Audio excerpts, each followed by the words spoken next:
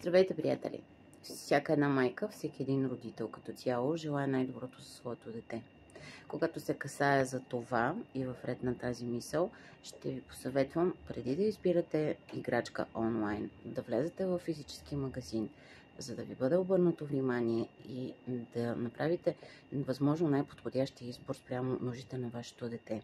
Защото всяко едно дете се развива строго индивидуално.